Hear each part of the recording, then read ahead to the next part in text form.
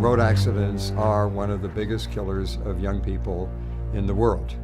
In fact, over 10 million kids a year are injured or even disabled by road accidents.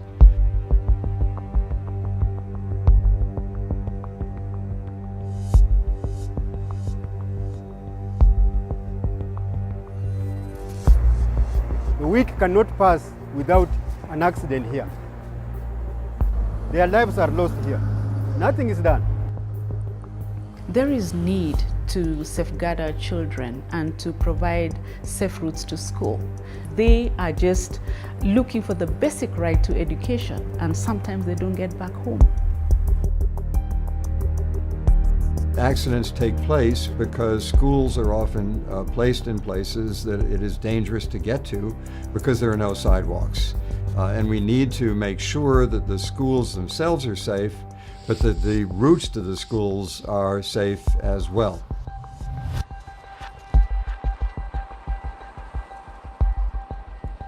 The Long Short Walk is to give a voice to the pedestrians, the children who are trying to get to school. Through the Long Short Walk campaign, we're also encouraging people to vote on the United Nations My World survey, which is asking people around the world what they want the priorities for the post-2015 agenda to be. And what we're seeing is that many people are saying they want better, safer roads, better, safer transport, and they want road safety to be at the heart of those discussions and at the heart of that agenda. Road safety is quite a priority for all of us. All these people are here campaigning for road safety because the people who lose lives on our roads are their brothers, their sisters, their mothers, their children, their fathers. We need somebody to shed a light on it, the UN to do something about it, to put it as a priority in their development goals. So it's also, I would call it an epidemic also. So they need to come in and help us out to sensitize the governments, because the government have resources, but then they don't prioritize road safety. We're coming together with one voice to say that we've pretty much had enough of our kids dying on the road.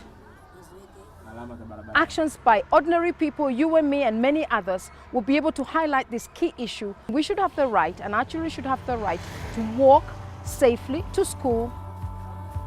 What do you want to see in the future? In my way, I want to see car go slow. In my way, I want to cross the road safely. The whole aim of international development goals is to provide a focal point for action. You speak to any poor person living in a slum in a poor country, and they'll tell you that road traffic injury is a major concern. And so I think the challenge for all of us is to identify solutions to the problem. We care about poor children going to school. We care about child survival. Somehow, this issue of road safety has not come into many of the discussions. To get more children to school, we want to invest in more schools. But what we really need to think about, children getting to school safely. What we've seen in this school is that parents and a small non-government organisation have come together to lower the risks that children face on the journey to school. They've built a series of speed bumps, they've put in place a zebra crossing, they've created a safe perimeter in front of the front gate of the school, and they've built a safe entrance and exit point from the school that doesn't lead directly onto a main road.